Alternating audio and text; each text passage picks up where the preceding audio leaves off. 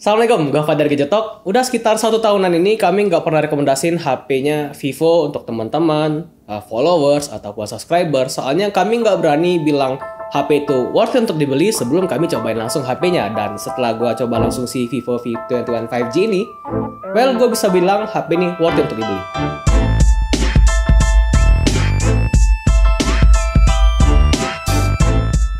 Awal pegang si Vivo V21 5G, gua kaget. Makin cakep aja nih seri V-nya Vivo. Pakai layout kamera yang mirip dengan X60 Pro, tentu bikin desain HP ini berasa jadi lebih keren dan premium. Bodi belakangnya pakai AG Matte Glass yang membuat Vivo V21 5G ini keras resistant. V21 5G ini pakai flat frame design yang membuat HP ini terkesan mewah. Overall, ultra slim matte glass desainnya V21 5G ini cakep banget. Saat ini gue pegang V21 5G dengan varian warna Dust Blue. Tipis cuma 7,29 mm dan ringan dengan berat 176 gram aja. Makanya V21 5G ini merupakan smartphone 5G tertipis di Indonesia untuk saat ini. Jadi pas di genggaman tuh berasa nyaman, mewah, dan gak perlu worry lagi harus bersihin bodi belakangnya secara berkala. Karena pakai matte AG Matte Glass yang udah gue sebut di awal. Soalnya nggak gampang ninggalin bekas sidik jari. Varian warna Dust Blue ini yang tentu lebih cocok untuk teman-teman yang mau kelihatan kalem, nggak mencolok tapi tetap elegan. Ada juga varian warna Sunset Dazzle yang cakep juga, tinggal sesuaikan dengan selera aja, suka yang lebih gonceng atau yang kalem. Terus pas gua lihat di bagian depannya ada satu hal yang bikin gua bingung, kok di tahun 2021 belum pakai punch hole sih? Ternyata V21 5G ini menyematkan OIS di bagian kamera depannya sehingga harus menggunakan desain water drop supaya bisa hasilin performa OIS yang baik. Layarnya V21 5G ini mantap banget, punya resolusi Full HD Plus 2404x1080 dengan panel i3 AMOLED display yang tentu punya brightness yang tinggi dan saturasi warna yang sedap di mata.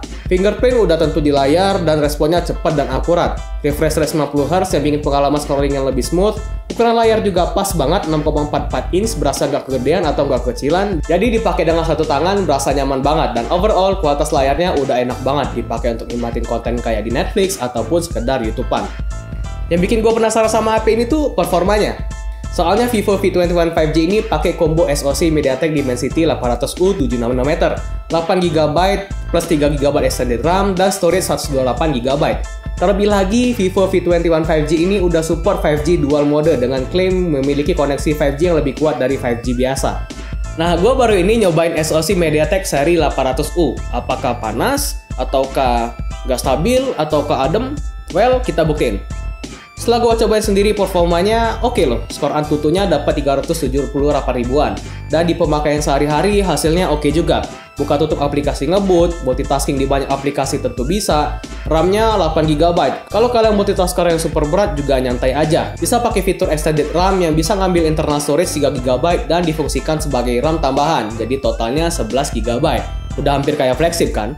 Terus kalau gue pakai main game juga mantap. Gue coba di game LOL Wild Rift dan bisa dapat grafik high dan frame rate 60 fps. Terus PUBG so far bisa dapetin smooth ultra. Entah nanti bisa dapetin frame rate ekstrim atau enggak, tapi yang jelas pas gue mainin sih lancar jaya. Gyro dan touch sensitivity-nya aman, gak ada delay, terus frame rate-nya juga stabil, dan udah gue coba main game sekitar 2-3 jam suhunya nggak panas. Dan game terakhir yang akhir-akhir ini jadi favorit gue ada Summoner's War. Bisa dapetin grafik high, tapi kalau mainnya udah kelamaan bakalan ada frame drop. Kalau ini wajar sih, soalnya gue coba main di HP flagship yang pakai Snapdragon 888 pun bakalan ada frame drop juga. Panas pula. Tapi enaknya di V21 5G ini nggak panas. Walaupun gue pakai HP ini untuk main game berjam-jam, ternyata baterainya masih awet juga loh. Bisa bertahan 1 harian full dengan pemakaian yang medium to heavy, atau 2 hari juga bisa dengan pemakaian yang lebih santai. Gua dapetin sekitar 6-7 jam screen on time dengan pola gaming sekitar 2-3 jam di game yang berat. Jadi itu sih bagus banget. Padahal baterainya cuma 4000 mAh loh, tapi untungnya charging HP ini juga udah termasuk cepat. Udah support 33W flash charge. Sekitar 1,5 jam baterainya udah keisi full. Performa yang mantap dan baterai yang awet tentu bukan cuma peran dari hardware-nya doang, tapi software-nya juga berperan banyak. Nah, si V21 5G ini pakai Vantage OS 11 berbasis Android 11 yang improve banget dari generasi sebelumnya. Sekarang UI-nya jadi lebih fresh, easy to use, dan mirip banget dengan stok Android. Cocok lah dengan selera gua. Fiturnya juga banyak banget, mulai dari kustomisasi. Di sini dikasih opsi yang banyak banget sampai always on display, animasi charging, fingerprint display, USB plug-in, dan masih banyak lagi. Fitur-fitur lainnya juga masih banyak, tapi favorit gua sih ada di Ultra Game Mode. Buat yang suka gaming kayak gua, fitur ini penting banget. Sekalian ngeboost performa biar lebih ngebut dan stabil.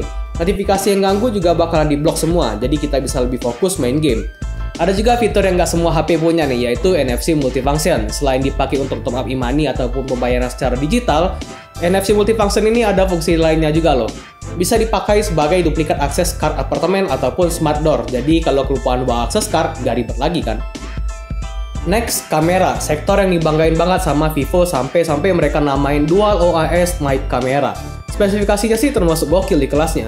64 megapiksel Night OIS Night Camera, 8 megapiksel multi mode kamera dengan mode super wide angle kamera dan bokeh, serta 2 megapiksel super makro kamera.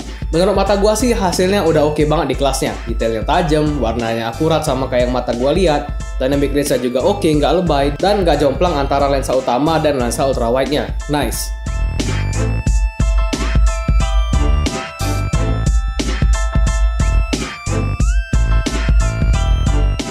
Foto portrait juga cakep, separasi antara objek dan background terhitung rapi, dan bisa kasih efek yang dramatis juga.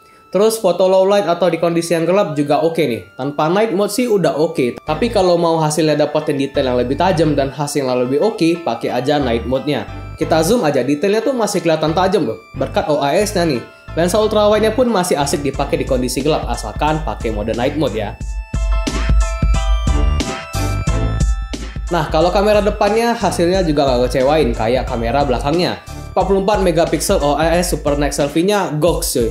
Gak heran sih dikasih resolusi 44 megapiksel, eye autofocus, dan jarang banget kan kamera depan dikasih OIS. Hasilnya kelihatan jadi tajam banget, pori-pori aja kelihatan, warnanya juga kelihatan natural sama kayak kamera belakangnya, dan overall gue bisa bilang kamera depannya ini udah setara dengan flagship yang di harga 10 juta ke atas. Bahkan lebih bagus dari salah satu flagship yang udah kami coba. Di ajak foto portrait pun juga asik nih, separasinya terhitung rapi dan Vivo kasih style portrait yang banyak. Tinggal pilih aja nih sesuai selera dan tinggal jepret. Gak usah edit-edit lagi, hasilnya udah bagus. Dipakai di malam hari pun masih bisa diajar oleh Vivo V21 5G. Tanpa night mode aja hasilnya udah oke, tapi kalau di kondisi yang gelap banget kayak gini, wajib nih pakai night mode biar hasilnya jadi lebih cakep. Nah, kalau video, Vivo V21 5G bisa rekam sampai resolusi 4K 30fps, tapi untuk hasil yang lebih stabil, di resolusi 1080p 30fps dan 60fps aja. Tapi untuk ukuran HP mid-range, ini hitungannya udah bagus kok, stabil dan fokusnya cepat.